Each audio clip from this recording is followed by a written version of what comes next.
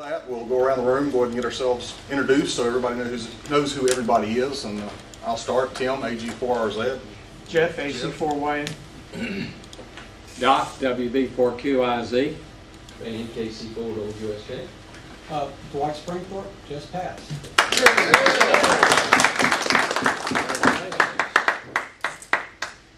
Nick Seifert, visitor.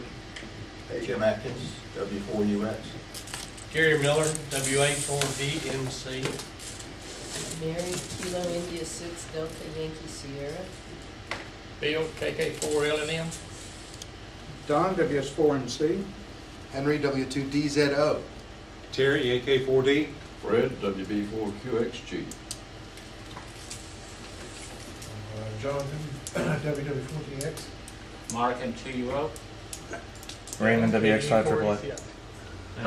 Stephen, KG4JWU. All right.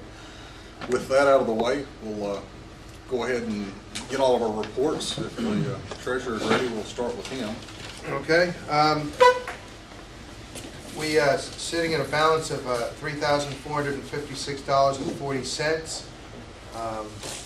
We don't have too many big things coming up for the rest of the year, but I will report that our first batch of equipment that we cleaned up at the last board meeting that was donated to the club finished up on eBay last night, and it included the TS2000, it included several other pieces, and gross on that is just a little under $1,300 with percentages and all. We'll probably end up with about $1,000 out of that after all the expenses are paid. So that doesn't include the amplifier that we still have, and probably another $1,000 worth of material that we'll be selling on eBay in the next round. So just want to let you know. So that'll certainly bolster us up as we end the year.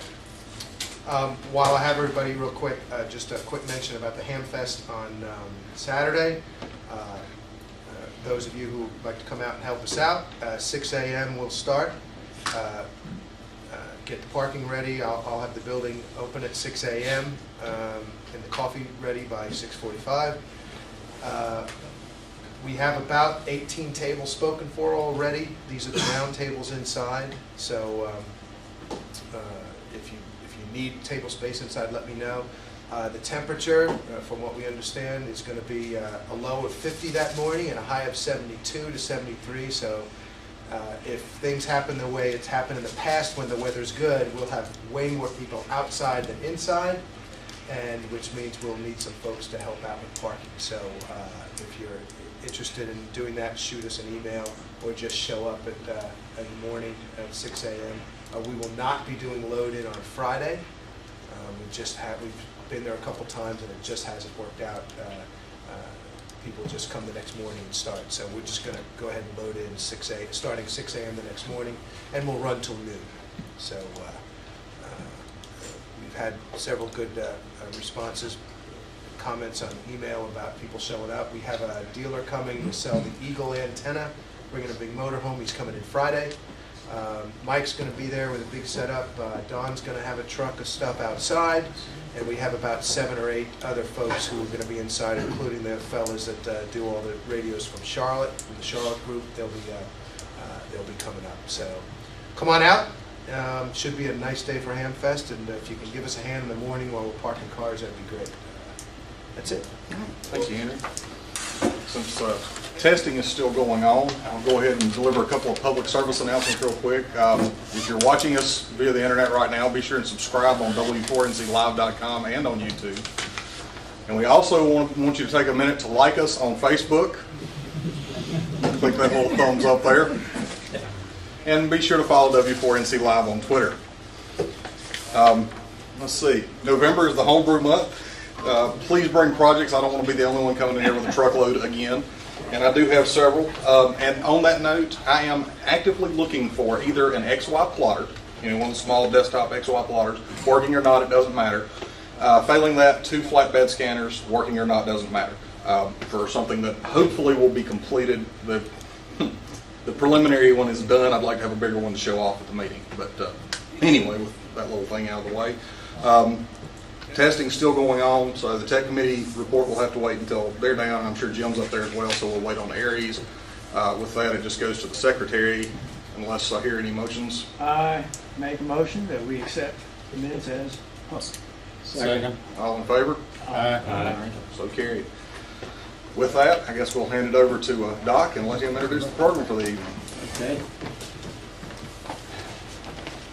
Thank you very much, Tim. I've been excited about this.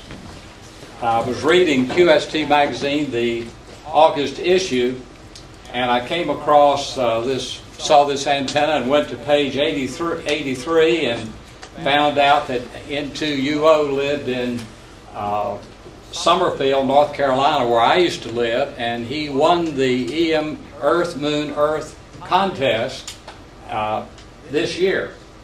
Is that correct? Last year, okay. Hasn't happened yet this year. All right, anyway, in the last year. And so I'm excited about having him come, and I've gotten interested in it, getting into Earth, Moon, Earth bounce, and I understand it's 500,000 miles approximately round trip. So how many of you have done DX that far? Anybody other than Mark? Okay, that will be our best DX, for me anyway. And he works mainly CW. He's going to tell you all about it.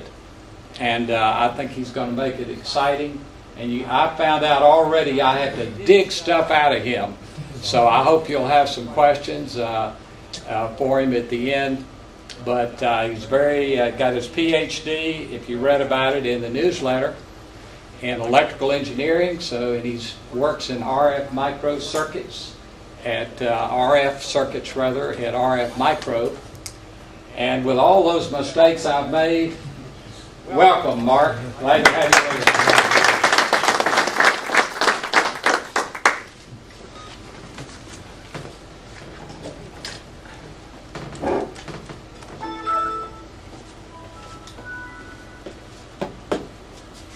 All right. Okay, so good evening, everyone. Thanks for being here. Thank you, Doc, for the introduction. I'm going to be giving a presentation on these 1296 moonbound stations that I've been putting together for a number of years. Just going to give a brief introduction on the topic of moonbounds, so we know where we are, what it takes, what the path loss is, and how difficult or easy, depends on how you look at it, it is to receive one of those signals bouncing off the moon, how my station is set up, the transceiver, transmitters that I use. Then we're going to spend considerable time on the antenna, because this is the key for success. The feed horn, since it's a parabolic reflector, is just a reflector. The antenna itself is at the feed point. What the outdoor electronics is about, and the station performance as well compared to other stations. So some facts about EME, and this is 1296 moonbounds. 23 centimeters. So you'll see that we talk about parabolic reflectors here, not Yagis, and we'll get to that in the future. But it's not the typical multi-Yagi station that you've probably seen pictures before. So it's probably one of the most difficult and technically challenging modes of communication. These days you can put together a moonbound stations with off-the-shelf equipment. Years ago you have to homebrew everything, but you can choose to homebrew everything anyway, and it's easier than ever with the types of semiconductors that we have these days. Is probably the only way to work DX on VHF and UHF. When I say DX, is foreign countries. Using your own signal, not a transponder of a satellite. You can still work DX every now and then on 6 meters, but this is on a daily basis. And by the way, it takes the same effort to work a guy up on the mountains of North Carolina or a guy in New Zealand. You're just going round trip to the moon. A lot of people achieved all continents, all states, DXCC, as far as I know, on 2 meters, plenty of people, 432, and also recently DXCC on 1296 has been achieved. That was actually #1 was Alcat Stage 2 UAH. With today low noise transistors, EME can be achieved in any backyard. You only need a 10-foot dish, which is probably smaller than the footprint of your tower with the guide wires. This is the key, low noise. In the 60s, it was easy to build a 10-foot dish. It was not difficult to get a few hundred watts, but the noise figure was terrible. It was 10 dB, 5 dB. Then in the 70s, we got to 1 dB, and now we are in the few tenths of the dB, and that's what made the difference. Going from a very difficult to build parametric amplifier to a $2 gas fed, that's all it takes to get the low noise. So this is what made the difference. Not the power, not the antenna, it's just the low noise. And the activity is mostly concentrated on 1 weekend a month. The weekend is picked to favor the northern hemisphere, where most of the stations are located. So the moon is the highest possible, so trees do not interfere. And at the same time, if there's a choice for 2 weekends where the moon is high enough, the one that the moon is actually closer, or perigee, will give a lower loss. So that's mostly what it is. But let me show you in numbers how difficult it is to work moon bounce. This is a typical moon bounce station, 10-foot dish. Let's say a power amplifier doing 500 watts. That's reasonable. You can do it with less. I'm going to put all these watts in dBm to make easier to add or subtract. So that's about 57 dBm. Let's assume we have a long run of high quality cable, about a dB loss, about 56 dBm. Antenna, 10-foot dish, about 30 dB gain if everything is all right. That gives us about 86 dBm of power, which is about close to 400 kW of effective radiated power. That power is not dangerous because the only happens at the far field of the antenna, which is hundreds of feet away from the antenna. So if you're in the proximity of the antenna, you're going to be subject to the gain of the feed horn, not the gain of the antenna. So usually radiation is not a problem with these kind of a high gain antennas. Now here comes the fun. 270 dB about the path loss. That's a round trip close to 400,000 kilometers. 20 dB loss bouncing off the moon, and another 400,000 kilometers. Only the center of the moon reflects the signal, not all the moon. Most of the energy gets scattered. Maybe a crater here and there sends the signal back to Earth, but only the very center of the moon reflects the signal. The moon is about 0.2 of a degree beam width in the sky. This 10-foot dish is about 5 degrees. So most of the energy does not even hit the moon. It gets lost in space. Some of it hits the moon and goes someplace else, and a small portion, about 20 dB less, actually makes it back to Earth. Now, 86 dBm minus 270 something, they get to the antenna, we get the gain again, 30 dB. That's about minus 154 dBm. When we translate this in power, it's something to the minus 19. So we started with 500 watts, so 5 to 10 to the 10 square, and then now we have to the minus 19. So that's the amount of energy that appears right at the antenna port of the feed horn. 3.5 to the minus 19 watts. Now, can we receive that or not? It depends on this equation. So we're going to do it in temperature. The antenna is pointing at the sky, is picking up radiation from the sky. At 1296, it's about 10 Kelvin. The sky is pretty quiet at that frequency, unless you're pointing at the sun or Sagittarius or some other constellation that brings the noise up. So you have 10 Kelvin. Then you have side lobes. The antenna is not perfect. It's going to pick up some ground noise and some other stuff. So about 35 Kelvin is a nice figure for a well-designed antenna. And then you have noise coming from your preamplifier. About 30 Kelvin for a 0.3 dB noise figure LNA. That's about 75 Kelvin. That temperature can be translated into power. Boltzmann constant, the 75 Kelvin, and about 100 Hertz, which is a nice bandwidth for CW. Not that you need a filter. Your brain will filter CW. 50-100 Hertz is pretty reasonable as a signal bandwidth for CW, whether you use a sideband filter or a narrow filter. That's another interesting number, to the minus 19, but a little bigger. So this is, I'm sorry, a little smaller. So we take the 10 log of this ratio, and there it is, 5 dB. That's the signal to noise ratio of my own echo with 500 watts, a 10-foot dish, and 100 Hertz bandwidth. Now, if you want to know if you can do this on sideband, well, you have to replace these with 100 Hertz with 2700 Hertz, and that's going to be probably close to zero. So that means that probably you can't hear your echoes on sideband. That's why we use CW. If you use a digital mode, this bandwidth will be narrower because you're sending very little information, just a few bits. That's all it takes. So this might be 10, 20 Hertz, and that's why this number grows. This is the variable.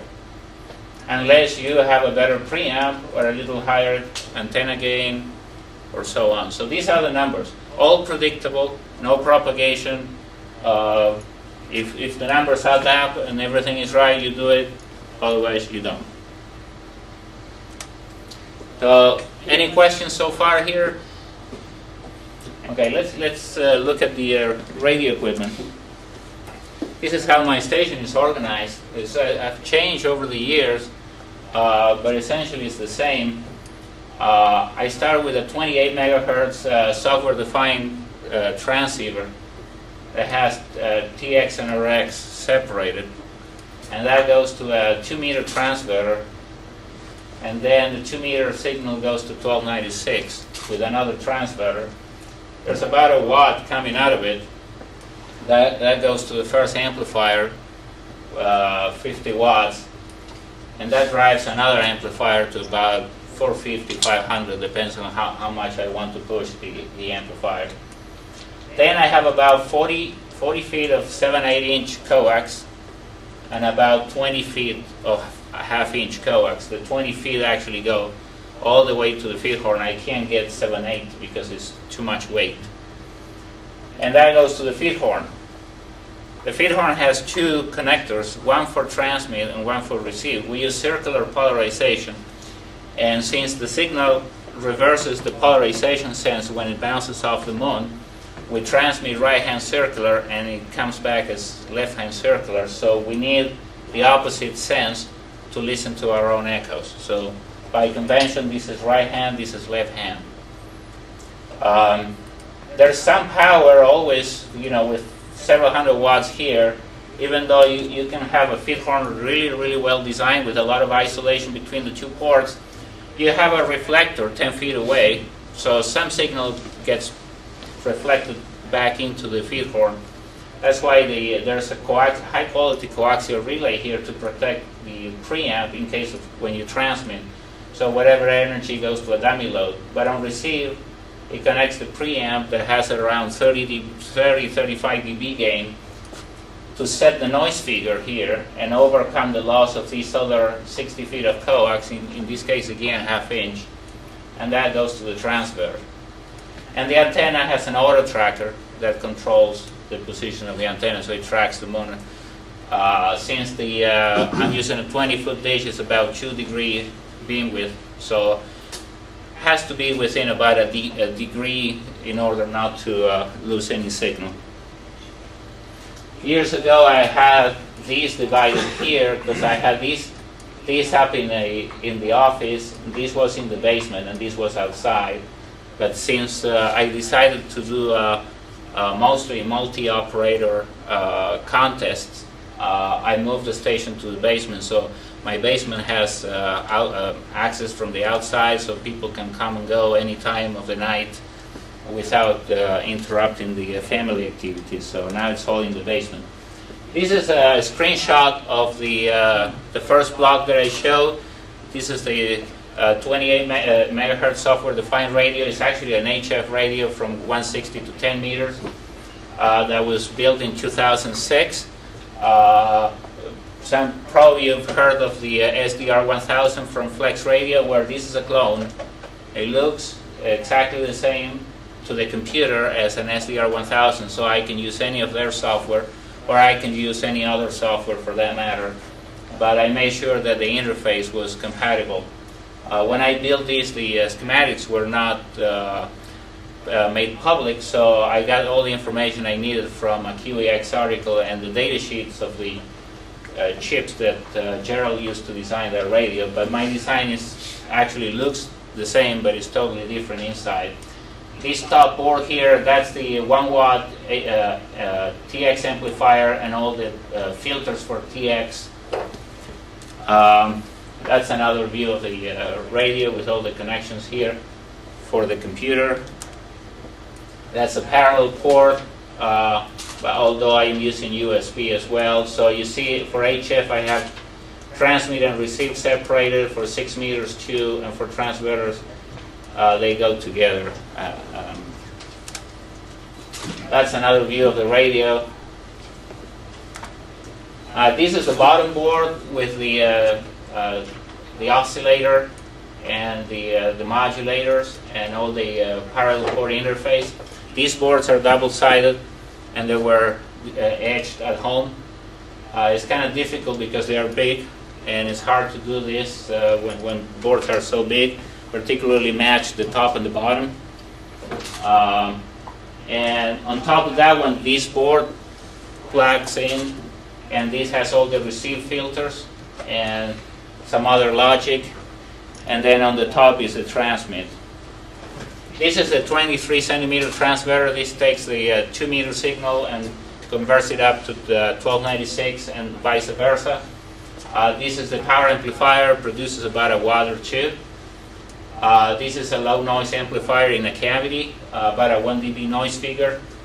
This is the local oscillator, and this is the actual transmitter. The power amplifier is very, very old-fashioned. This was back in New Jersey when it was mounted when it was in the basement, and it was mounted in its own rack cabinet. This is the amplifier, and this is the power supply. It can produce up to 500 watts, and it's water-cooled.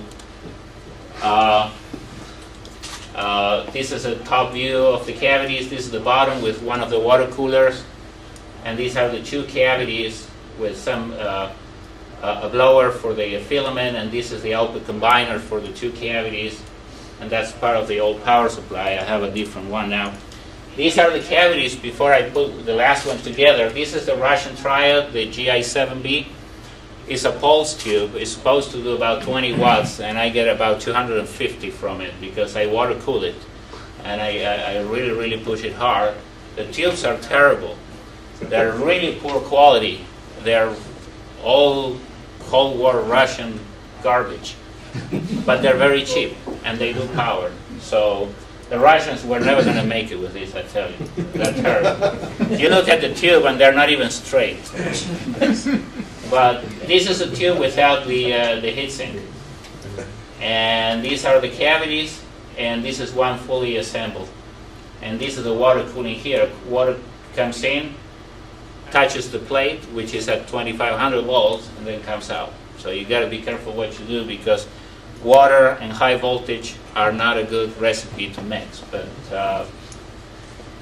anyway, so this is going to be retired very soon. The solid state amplifier is on its way, and it's working reasonably well so far. So I'll be retiring this amplifier probably by the end of the year and moving to solid state for about the same amount of power, but about 10 times less space. And the efficiency of these amplifiers is about 10%, and the solid state is about 70%. So this draws like more than 3,000 watts from my 240 volt outlet, and the solid state can run off 120 volts. That's the view of the cavity inside. So the tube is right here, and this is like a coaxial cable. This is the outer conductor, this is the center conductor, and the tube is like a capacitor. And energy goes in here using this capacitor and goes to the tube. The tube is, the grid is grounded, so it goes to the cathode. And then that energy goes to this cavity, and this is what tunes the cavity, just a screw. And this capacitor here, which is like a penny, couples the energy to the outside wire. And this is the water cooling here. That took a couple of tries to design it and build it, but it worked quite well. You know, it's been working for about 10 years, I think, 9 years. So it's been pretty good. You have like a reservoir that for the water cooler? Yeah. Here. There's a submersible pump here. In fact, this water gets so hot that we have to replace it. But that's the only way. I have 2 coolers, one under the chassis. This is the amplifier. One under the chassis, one here, and 5 gallons of water. And it still gets so hot when we run contests that what we do is, one of the guys is operating, I empty the bucket, and then I leave a little bit of water for a minute or 2, and then we pour in cold water, and then we have an hour or 2, and then we have to replace the water. It's ridiculous. I mean, the other way is to get a big cooler from a car, but since I'm moving to solid state, there's no point in wasting time and energy trying to cool down this amplifier. And there's no room in the rack. This is the driver. That's the power supply, and this is the front. This is the amplifier. This is the power supply. This is the driver. Most of my station is rack mounted these days, so very difficult to photograph in the basement, and the equipment is all black, so it's very hard. So let's move to the antenna. Any other question about the? Yes. What's your cooling need going to be with the solid state? Just 2 fans. Just fans. Yes, because it's 70% efficient. So the solid state is 420 watts amplifiers. So it's 48 volts at 3.5 amps. So it's 120 out and like 160 in. So there's very little energy dissipated. So all RF. And I can drive them. It takes 120 watts, about 3.5 in, 120 out, so it's 15 dB gain. So also plenty of gain. I'm going to be using a solid state driver. But the transistors can be really, really expensive. I bought those tubes in Ukraine for $15 each from Ham, and I got them shipped to the United States, no questions asked. I don't know why. They look like World War II German grenades. But the solid state, you could buy transistors for, but you have about $400 in semiconductor. That's a lot of money. And when you start adding power supplies, copper for the heatsink and this and that, of course I'm not spending that kind of money. I got the transistor for free. Same as most of the PC boards. I mean, most of the stations that you see they're built with eBay, Hamfests, people that give stuff to me, or the biggest samples. I get samples from anybody, and so that's how I build. I just don't go buy stuff. Same with the antenna. You'll see how the antenna is made, and it's very, very, very simple and cheap. So 20 feet in diameter. This is the new antenna. Stress design. You'll see how that works. Very lightweight, low cost, but very flimsy. but it works. I wanted to buy all the materials locally because if I order something by truck, it's $200 on top of the cost of the material, so I wanted to buy it locally. And the focus to diameter ratio, this is a key design element with the antenna. It was 0.5. That means that if the antenna is 20 feet, the focal point is at 10 feet. You can have a very shallow antenna, like a 0.7. So the feed horn is going to be further away, the antenna is going to be very shallow, or you can make the dish really, really deep, and the feed horn is even inside the antenna. There's trade-offs. The shallow antenna is easier to build, but the feed horn is so far away that mechanically poses a problem because you have so much weight so far. But those antennas usually work very well. The deep dishes, they are harder to fabricate because the shape is really parabolic. It's not easy to do. But the feed horn is closer. So now the antenna is mounted on a round 25 tower. It's actually one of those 8-foot sections. It should be actually a 45, but I could never find one at the right price, so this one came for free. There's a 3-inch weatherproof thrust bearing at the top, which I didn't buy new. That came with the tower, and the hinge space, because you'll see the antenna is not up, the antenna is on the ground, and it's only raised when it's needed. I got a prop pitch motor from 1945, made by Ford. Not only they made cars, they also made airplane parts. This is probably for a World War II bomber. A very nice, excellent quality for the azimuth rotator. The elevation is a regular 24-inch linear actuator. Actually, my neighbor gave me this one. And the positioning is done with homemade optical encoders with the 10 bits. These are discs with gray code and some LEDs. Actually quite difficult to get to work with 10 bits. So this is how it started with a hole. You can tell the time of the year by looking at the grass. This is February. The grass is dead. But still in North Carolina, wearing a kind of long, short sleeves. This is my old dish on the side here. And this is some threaded rods and digging the hole for the foundation. It's not really a big foundation. The clay is very hard.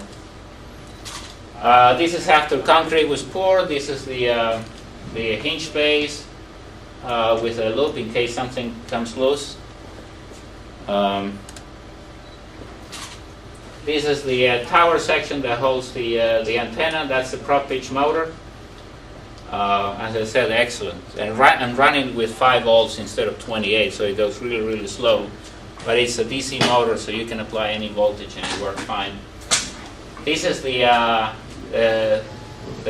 thrust bearing. And actually, I got an old winch with 2 sprockets riveted together. So I drilled the rivets and I split it in 2. So one is here and the other one transmits the movement to the encoder. They're identical, so but it goes just in the opposite direction. That's all. So this is how the azimuth is sensed. And this is the hub. This is the actuator for elevation. That's the elevation sensor. And the mount is actually from an old 8-foot TV dish. So I'm putting 20 feet where I should have 8. So it has to be lightweight in order to do that, to sustain that abuse. This is the outdoor electronics, down, up, clockwise and counterclockwise relays. And these are some other relays, and the power supply is actually a very small power supply. It doesn't take a lot of energy to move the dish. It's so slow that it takes very little. And these are parallel cables from printers that connect to the sensors they go parallel. There's a microcontroller here that serializes the information and sends it back to the shack. Okay, so this is when the antenna, you see the grass is getting greener. This was during the assembly, still the old dish here operating. And I got all the spokes. These are 10-foot aluminum electrical conduit. It's not the best, but that's the only thing that you can buy in 10 feet long that you can pick up yourself. Actually, I bought it in Winston-Salem, the only place in the Triad that they had them. It was about $200 for the 20 spokes, but if I would have ordered that by truck, it would have been $400. So, but it works, and they're aluminum. They're all pre-bent, but that's not exactly the parabolic shape. That was done with a vise and a template, one by one. It takes forever to bend them exactly to the right shape, but it's not parabolic yet. The center, this is a part of an old rotor, and these are 2x4s. That's very cheap. And you can see wire rings, but this is a secret. Every spoke connects with a rope to this point, and that actually pulls the ends, and that completes the parabolic shape. That's why we call it the stress dish. So it's pre-bent, but not totally. So there's still some stress here to hold the thing together. If you take a spoke and you pull from one end, you don't get a parabolic shape. You get instead of x squared, you get x cubed. However, if the deformation is very small, x squared and x cubed look alike. They start diverging when it's a big deformation. That's why I said that a shallow dish is easier to make than a deep dish. However, the most of the error is close to the middle of the spoke. So what you do, you bend the spoke into the plastic deformation, so it actually stays there pretty much about halfway through, so you get the parabolic shape by bending it. And then you complete the parabolic shape by pulling the end, and then it looks good. I have a big template made of styrofoam that every once a year I used it to check the surface and tweak it. There's turnbuckles, and so it can be tweaked. And this is the feed horn. This is as important as the antenna, the reflector. This is what launches the energy that reflects from off the dish and goes to the moon. And all the electronics are here. You see the half-inch cable go inside these tubes, and then go here to the preamp. And that's a garbage can just to keep the water out of the feed. But even if it's all weatherproof anyway. There's another picture taken from the dish. You can see the ropes really clear here, how they converge to that point. They also, not only they hold the dish together, but they support the feed horn as well. So this is it's a very lightweight, very cheap, very effective, but not really sturdy from a mechanical point of view structure. But it works very well. The wire doesn't get in the way as a signal, as you're pulling, No, they're ropes. it's rope, okay, Yeah, it's not yeah. wire, okay. No. And even if they're wires, the area is very small. So the blockage will be negligible. And it cannot do much diffraction because it's in an area where it's in the near field of the antenna, not in the far field. If you put too much stuff that is non-metallic, you start picking up noise. So if I throw a piece of wood, I will probably see the noise go up because the antenna, the feed horn is seeing a warm object. The reflector is not a warm object, it's a mirror. So the feed horn actually, when it looks into the antenna, is actually seeing the sky. It's an illusion, it's a mirror. But if I put an element that is not reflective, like a piece of wood or plastic, it starts picking up noise and say, okay, there's something warm here. The sky is cold, it's 10 Kelvin. So this is when I was trying the feed horn for the first time. There was no mesh There was only one wire ring here, and I think this was New Year Eve. You can see the grass. So it took about a year from when I started digging to this point here. Let's see what's next. Now, wintertime. Actually, this picture is interesting because if you're careful, you can see lots of wire rings holding this together.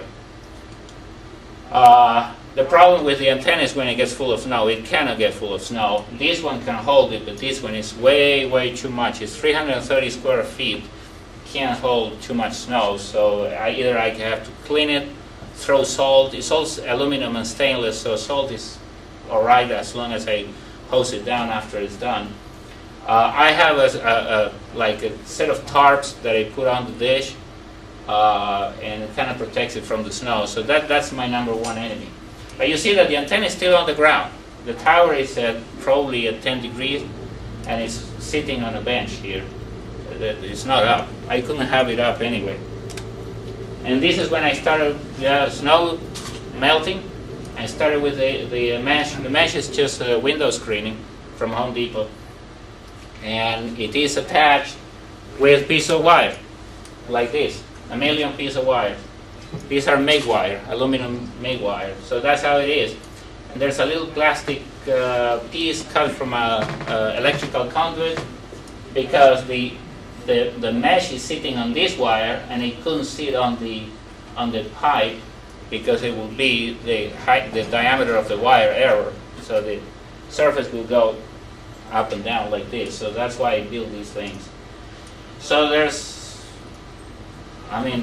so many pieces of wire, and that's it. That's all. I mean, if I have to replace one part, just cut the wires and replace it. The most difficult part is to do the last piece because you can't be inside the dish. So you have to levitate and do it from the top. It's very hard.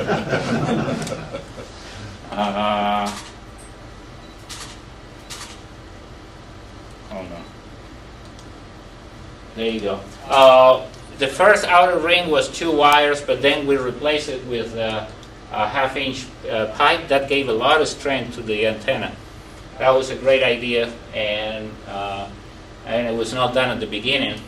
It's interesting, these electrical tubes come with this coupling, which is very, very thick wall, so this gives a lot of strength to this part of the spoke. So it's actually excellent. And you can see one of the turnbuckles and one of the ropes that goes to the center of the dish. So that's the mesh is just bent here, folded, and there's almost no energy here, so it's not really important. The energy diminishes, so the center of the dish is the most important part. This is the final support that I made with 2x4s. You will see that the counterweights have casters. This is for 2 reasons. First, the counterweights wouldn't let me bring the antenna all the way to the ground. It comes as low as possible so the actuator does not touch the ground. But in order to bring it down, I have a hinge here, so a pivot plate. So the counterweights hit these tracks, and then they slide back, and that allows me to bring the antenna very close to the ground. The other problem is I have a pulley here with a winch to bring it up. The amount of force I need is incredible at this very low angle, but if I don't have the counterweights, it's probably half the weight. And then, so when the antenna starts going up, it gets to a point that the counterweights leave the ground, and then it gets heavy again, but it's already a 45-degree angle. So I kind of solve the 2 problems, get it close to the ground, and reduce the weight when it was at this critical angle by doing this. So there's a couple of steel cables here just holding these 2 bricks. That's all. As you can see, it's all Home Depot stuff. I can't go to the Home Depot and when they say, "What do you want it for?" I can't say what it is because they freak out. I have to just probably lie to them. And I say it's for a science project, and that actually keeps everybody happy. But I don't say what it is. So what's that? Then they think about high school or something and say, okay, it's probably for his son. So these are the counterweights. You see the casters, and actually this goes to this point, and that goes to the feed horn. So that's this is actually steel. So those two are steel. Everything else is just rope, and that holds the entire dish together. That's the winch, and that's the big pulley that lifts the antenna. And this actually works very well. No problems with that. That's a cartoon of the feed horn. It was all computer design, and actually this was published by the IEEE professionally. It's a dual mode. This is a waveguide that carries one mode, and then there's a conical section, and another bigger waveguide. This is about a foot, which carries a different mode. The two modes cancel right at the edge, and the pattern is really clean. It kills all the side lobes, and there's a partition in the middle with a very funny shape that actually produces a circular polarization. And there's two probes. The probes are a little tiny quarter wave antennas, and that's actually all the power goes to that little antenna, and then it propagates inside the waveguide, and then it radiates and bounces off the dish. And these are all the dimensions. So this is taken from the paper, actually. This was designed with very expensive software from work that all over the weekends we can use for fun. So I'm going to show some antennas from around the world so you have an idea what kind of people I can work. HB9 BBD, a 33-foot dish, very big. K7XQ in his old house has a 10-foot dish. OE9 ERC, 28-foot dish. Homemade, of course, this one. This is a G4CCH. That's a 18-foot dish, also homemade. HB9Q, this is a club station in Switzerland, another big dish. They do also 2-meter moon bounce.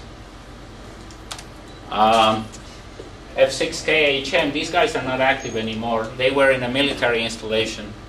K5JL in Oklahoma, another big dish at around 28 feet. This is a HB9SV, 33 feet. KA0Y in Iowa, he's not active anymore. I think that he's getting too old for this. But this, if you go to a very old ARRL antenna book, you will see in the space communication section a guy that actually had a gun tower to mount the dish. And well, this is it. This is the, if you go to 1980 something handbook, antenna handbook, you'll see this antenna. This is OE5JFL. He actually has a smaller dish now in another location. OM6AA, that's a 12-foot dish. OH2EG, DJ9YW. K5GW, he's the owner, or used to be the owner of Texas Towers. His son is running the business now. Actually, he took down this array, and he still has a 2-meter array, but he has 2 dishes now. So he switched from Yagis to a dish for 432. He's a very clever guy. He's been doing this forever, since he was 20-something. More people, G3 LTF down here, very old timer, doing moon bounce also forever. F2TU, he uses this large dish on any band from 432 to 10 gigahertz. Even he can get away with using this on 10 gigahertz, such a big dish. DL0 SHF, this is a former commercial installation that was given to these hams. So this is a big powerful signal. They have a KW solid state right here at the feed point. So they sound really loud. So that concludes the presentation. That's a nice picture of the dish when it's up and ready to operate.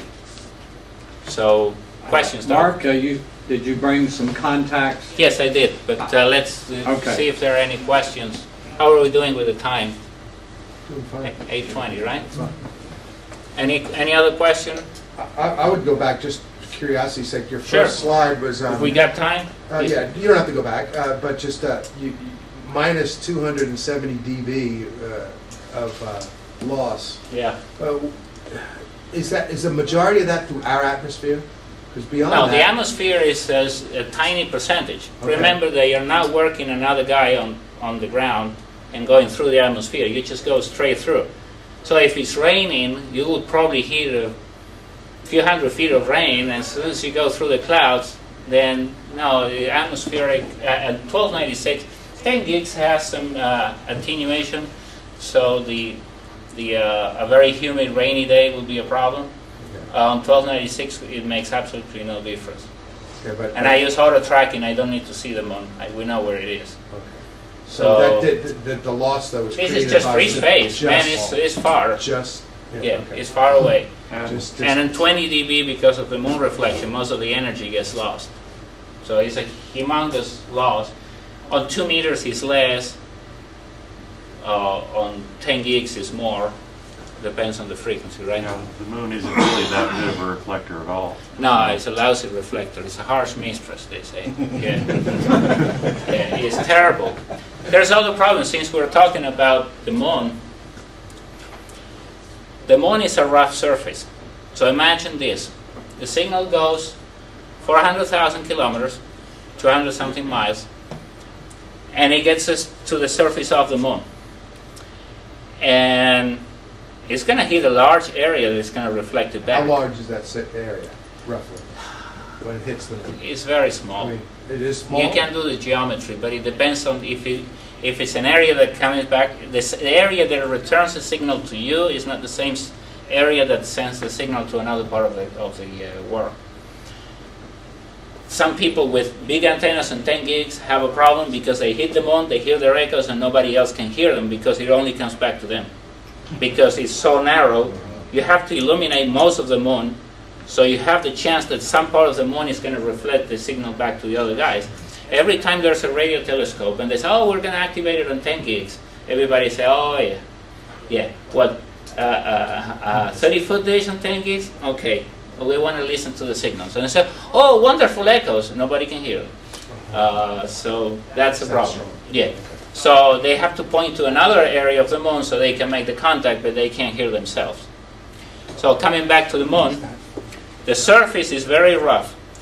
So how likely is for the length of that path, 400,000 kilometers back and forth, to be half wavelength, longer or shorter?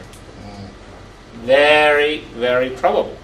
And that can happen thousands and thousands of times. So all the signals that are coming back with a different phase. It takes a little longer. This is the wavelength, 23 centimeters. It takes this much to have 180-degree rotation and have a perfect cancellation.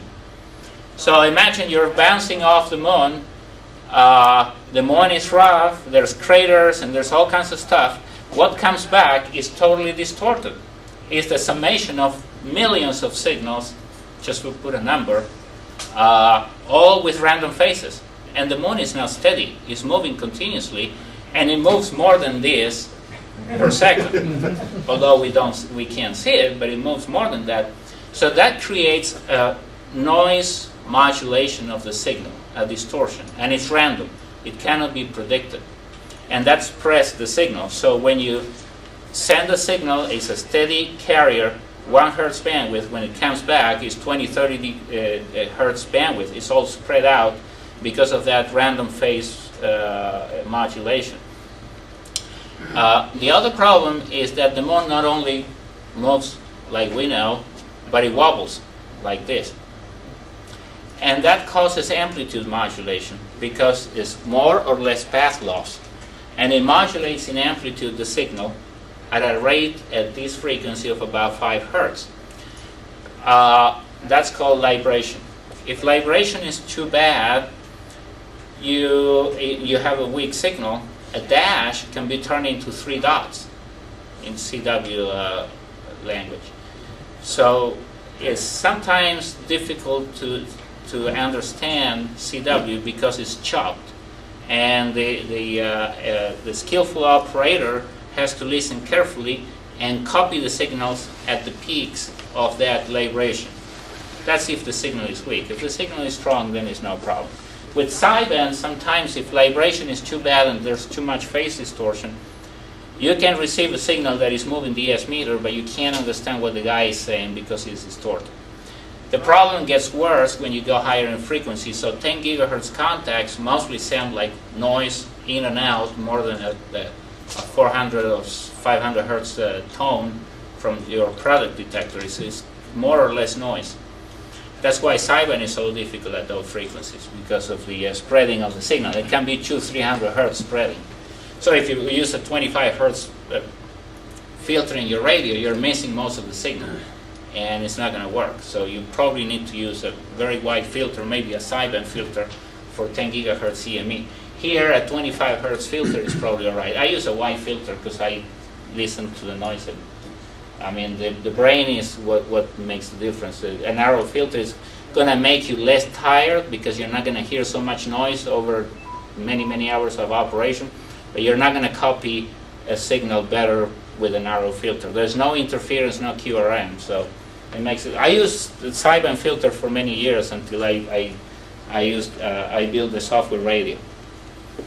So, yes. What band's most of the activity on, and on any particular weekend when Yes, conditions are favorable, how many people are on? Okay, the number one band is 2 meters because it's so easy to get on the moon, and 90% of the activity is in digital mode, JT65. So you're going to be working, guys, looking at a computer screen.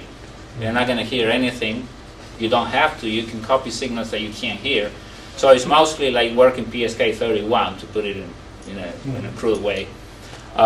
If you really want to listen to what you're doing and you want to work CW, 2 meters doesn't offer that much of a possibility anymore because most people move to digital. 432 used to be the number 2 band, but now it's probably not even number 4 because most of the people went to 1296, where 90% of the activity is CW and probably 10% JT65, just the opposite of 2 meters.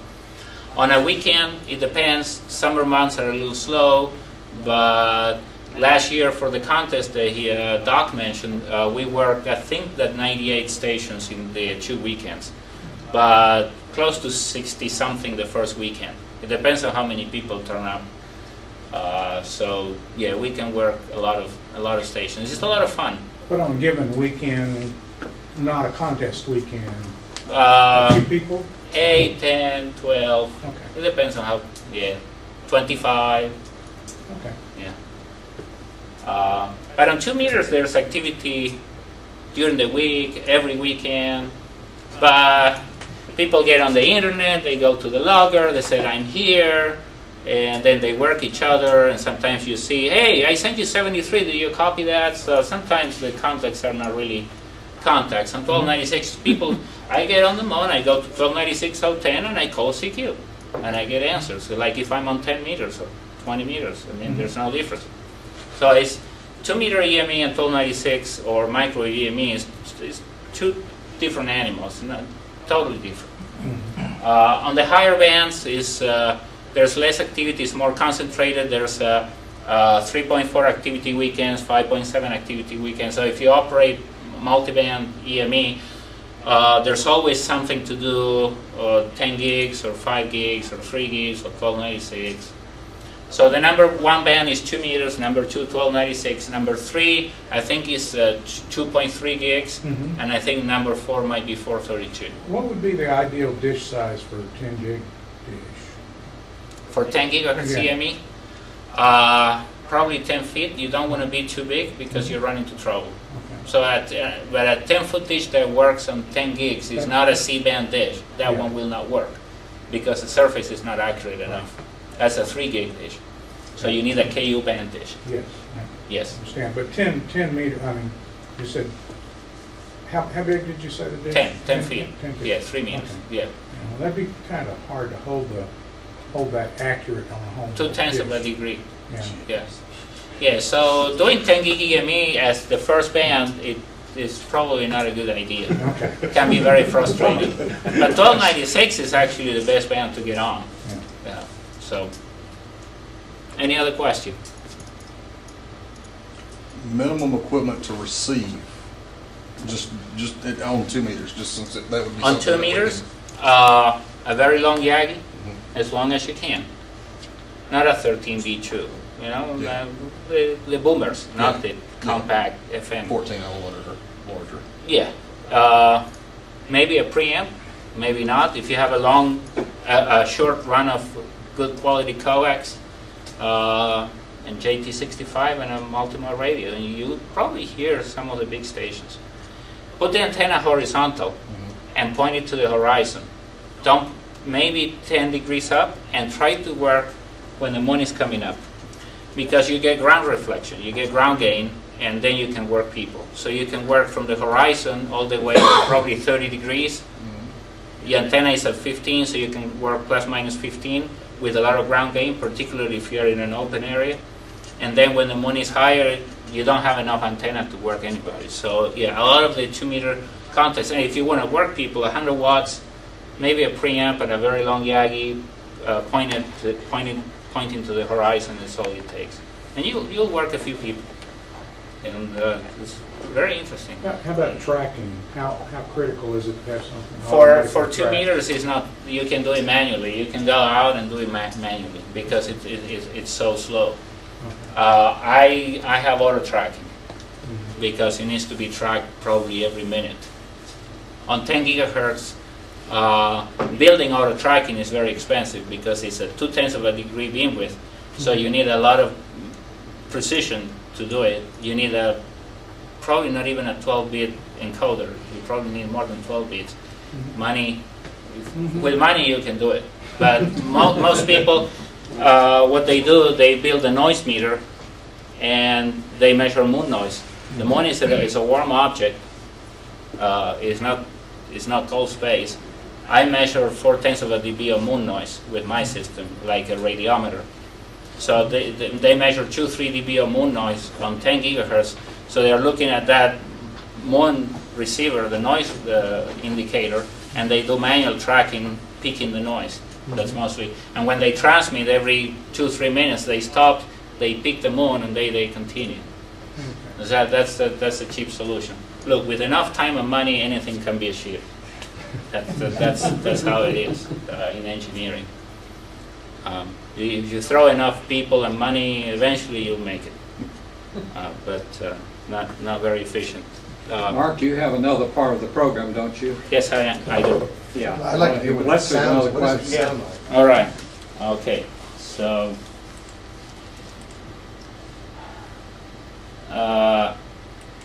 first let me show you a video. How the antenna goes up and comes down. It's only like 2 minutes. I think there was a plane passing by.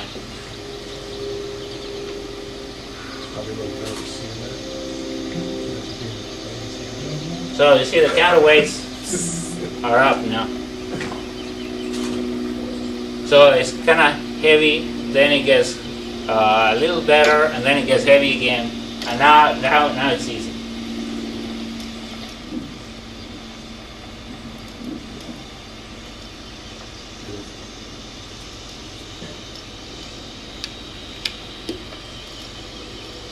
This is the side of my house. The street is here, but there's plenty of room for everybody.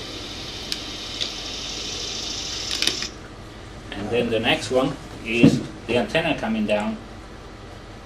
I think this one is more interesting. This is a different angle. The first one was shot from here.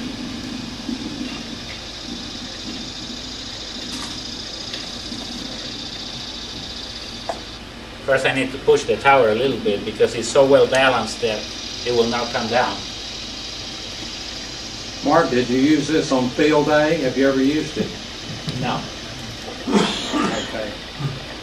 You have to come to my house. I'm not taking the dish. So this is the interesting part. Now the counterweights are going to hit the tracks. So it's getting heavier and heavier there. But then when they hit the track and they slide, then it's light again. But then when the angle is very small, it gets heavy again. That's it. That's cool. Nice engineering.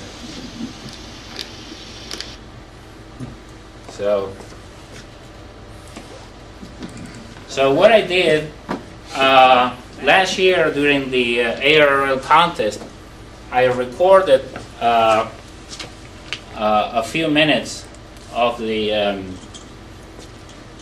contest. So what you're gonna see here is like if you were sitting in October last year in front of my radio. It makes no difference because it's a recording not of the audio but the 11 kilohertz IF. So this is the software which with the screen resolution of the projector we can't see it all.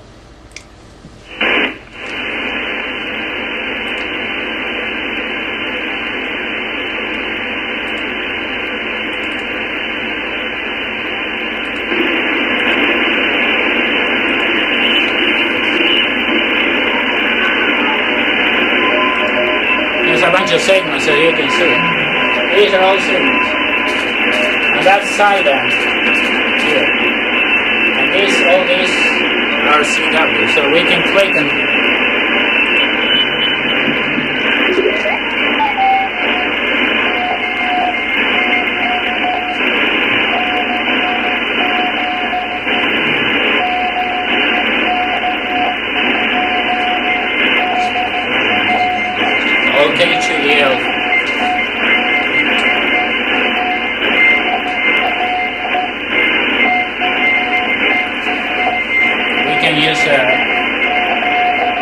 I can't access my filters to make it narrower. Let me see. The screen resolution won't let me go to the filters. Okay, that's a sideband filter.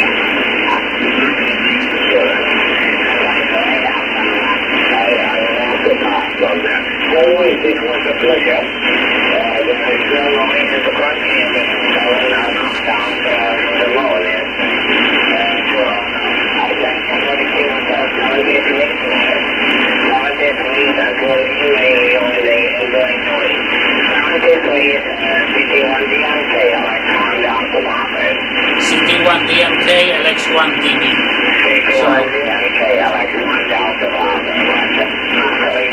Portugal and Luxembourg.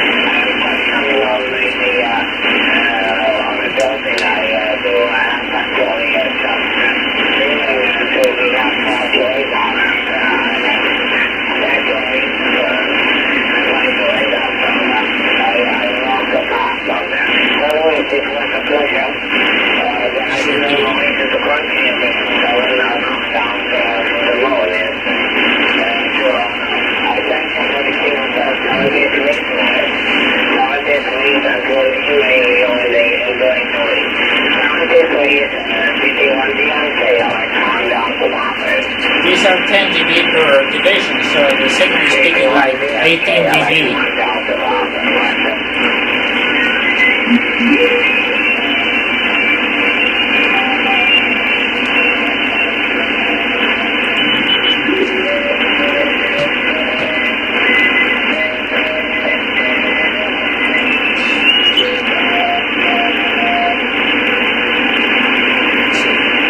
Pity I can't get the narrow filter, but they're over here. So we're hearing their signals off the moon, right? That's what we're hearing, right? How does it sound? What's the delay in your own signal back to yourself? 2.5 seconds. Do you have that somewhere? Or is there a way to No, I didn't bring my echoes. But it's 2.5 seconds. Yeah, you can say N2UO testing, and you get it And back. 3 seconds later, it goes back. Yeah, I didn't bring my echo.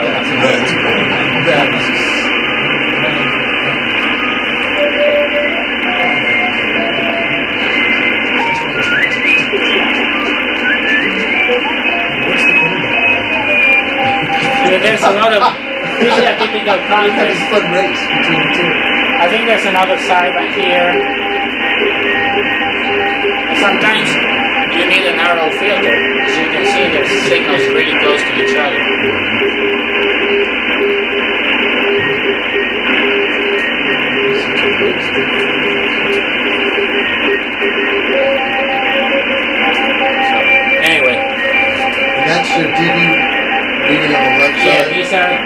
beauty. Minus 110 dB.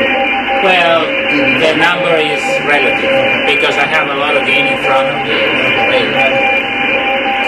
I'm not sure if this one is not my regular setup, is not calibrated. At home, this is calibrated in dBm, and this is not my software. I don't run this laptop. Anyway, so, and I had an audio recording. That's with a narrow filter.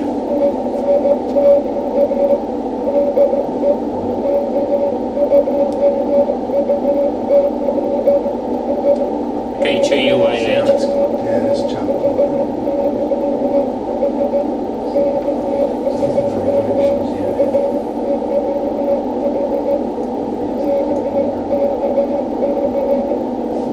Is that about normal for the vibration?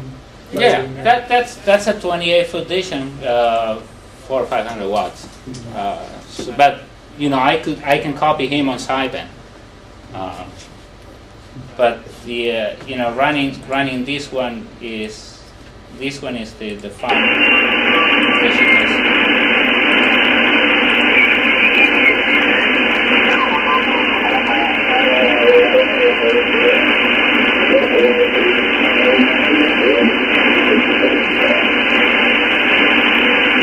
There was someone in sideband better.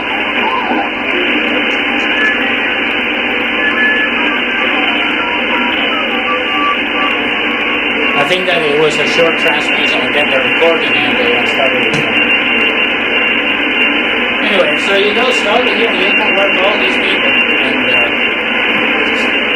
it looks like 10 meters open, right? Yeah. Anyway, so that's about it. Any other question? No? Okay, thank you.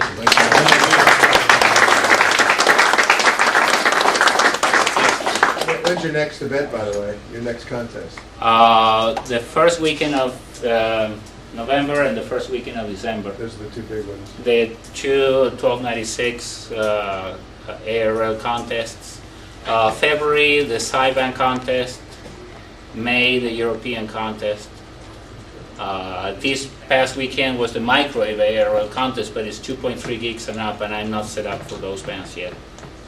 I mean, I can't build enough equipment. It takes too long. Yeah. I got a million things to do. This is a hobby, you know. Yes? I'm just curious about the recording itself. What spread was it? How long did you record it for? And what's the size of that file?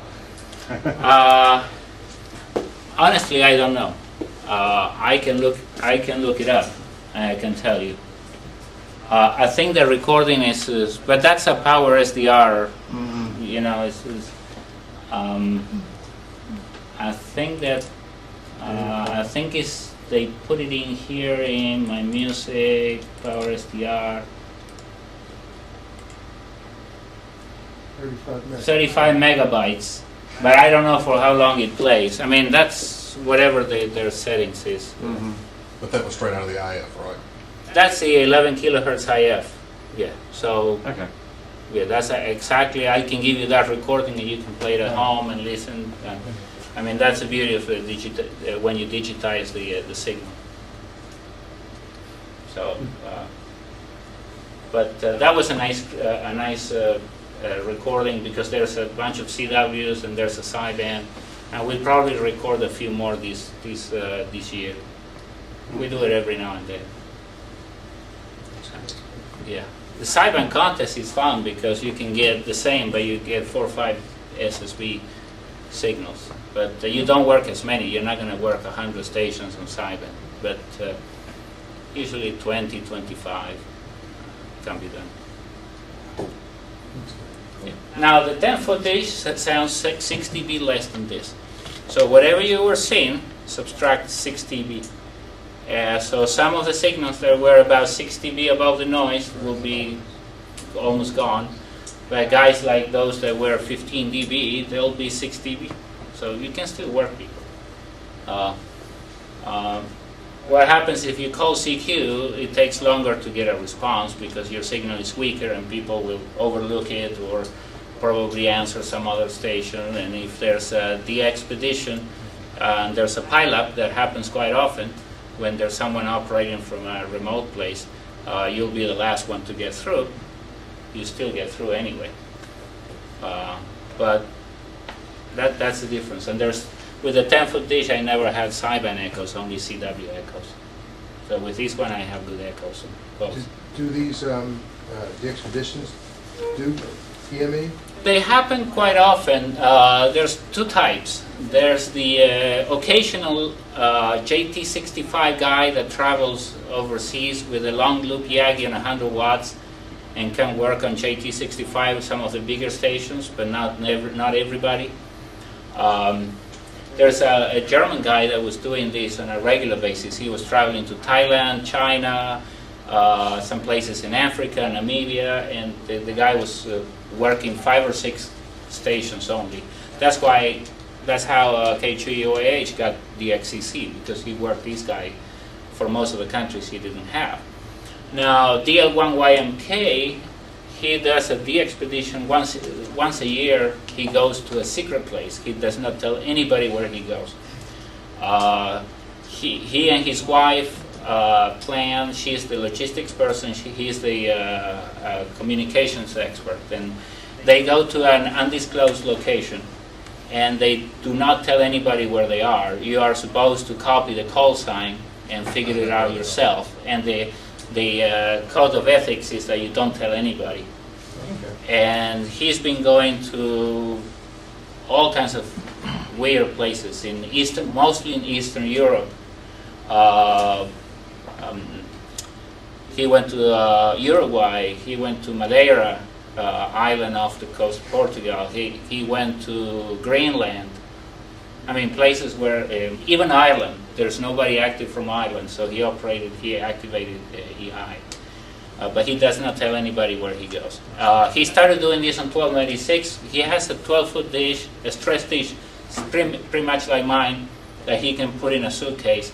But since then, he extended. He's doing 432 with a 12-foot dish. He can't work a lot of stations, but he works a few. The dish is very small. But he's doing 2.3 and 3.4 gigs with a stress dish. But most of the activity is on 1296, but he works some microwave as well. He's been doing this for a number of years, so now they know what to take, they know what fails. You know, the first times were not easy, but they've been doing this for a number of years. And they got the resources also to ship everything. It's all done with German precision. Everything is very well done. A lot of money goes into the expeditions. He's extremely successful in what he does. So there's a new country every year, for sure. All right, any other questions? All right, thanks everybody. Thank you. Thank you.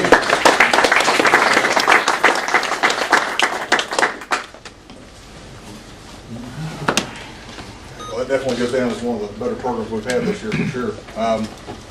Since we have our other two committee chairmen in, we'll let them go in just a second. There's one thing I need to address. Due to an oversight by yours truly, the September meeting came and went without me calling our election committee chairman up to do his duties. And since he's also our technical broadcasting coordinator, I'm going to speak for him. The election committee met, and all of the sitting officers agreed to serve again unless somebody else was nominated. So what we're going to do is, instead of having the election this month like we typically would, we're going to open the floor for nominations, and we're going to continue that, obviously tonight, through the 15th of October. After tonight, though, it has to be by an email to info@w4nc.com. That's the only way we'll take them. That way we can keep up with them. If there are no nominations, then in November, we'll just do it by acclamation. But if there are nominations, you can make them now, or you can send an email to info@w4nc.com. So if anybody has a problem with that, let us know now, and we'll do our best to get that solved. And it was my fault. Raymond was ready. I forgot about it. So. All right, and if there's nothing on that, then I guess we'll get Dale to do a technical report real quick if he wants to. Okay. And then, of course, the licensing report as well. To do a licensing report first, and again, thanks for the VEs, volunteer examiners, Jim, W4MOT, John, N0KTY, Mike N2UO, that's not here. And let's see, Terry was on standby and Don on standby, so hope I didn't forget anybody. But without them, folks, we wouldn't have the program, so thanks for them helping. We had 2 sessions tonight. The first one was a blowout. We had 4 for 4. We had 3 new techs. One of them is San Diego. So we have them stand up. We have 2 other techs that aren't here right now. And oh, I'm sorry. I forgot the first one was Dwight. I'm sorry. Stand up, Dwight. Is our other new tech? Oh, guys, my eyesight isn't what it should be, so probably won't be any better going forward. And we had WB4BNG out of North Wilkesboro. He got his, he went from general to extra. He's not here tonight, but he might go make a future club meeting.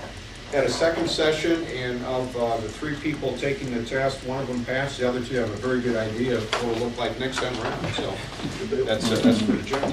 And that was Dwight. And that was Dwight. Spring door.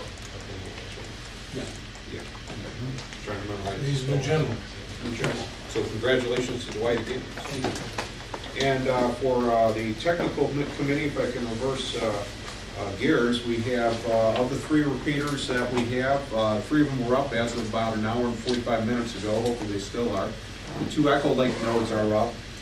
We had a problem with the audio board, homemade of course, homebrew, on the 4.7 that went out about 2 weeks ago. So wired up something before we had to leave out of town, and hopefully it worked. And thanks, Henry, for staying on standby to switch things if we needed to. So that seems to be okay.